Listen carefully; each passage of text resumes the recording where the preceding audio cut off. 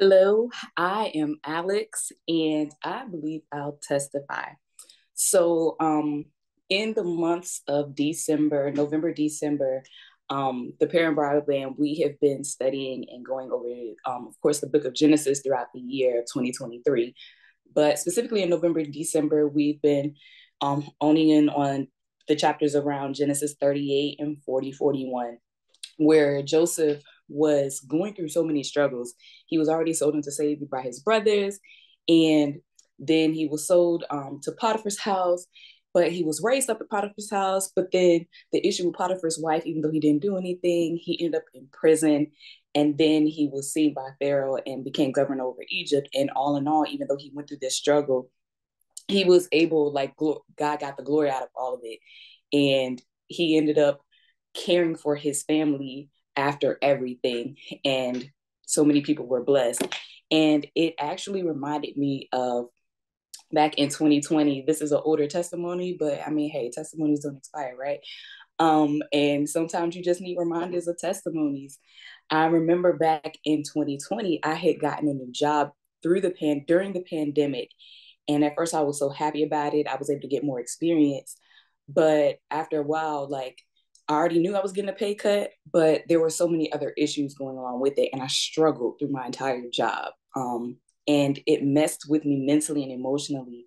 And unfortunately, ultimately put me in the hospital because of anxiety and asthma. And I prayed and I was like, okay, God, like, did I do something wrong? Did I misinterpret? Was I supposed to be here? Can you get me out? And the song that resonated with me that entire time was Trouble Don't Last Always. And I held on to that song because trouble can't last always. I'm God's child, right? So I held on to that song and I continued to pray. And thankfully, I was only in that job for 8 months until God blessed me with the job that I'm in now.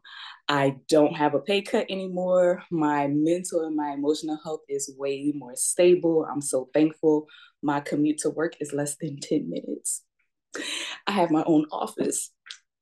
And the company that I'm working for now, they are paying for me to go to school and get my master's degree, which is something I've been wanting to do since I graduated in 2014. But financially, I wasn't able to do it. But now that they're helping me go back to school, and I know, and in the midst of the transition that we're in now, I'm able to help translate at Holiness Tabernacle as we speak.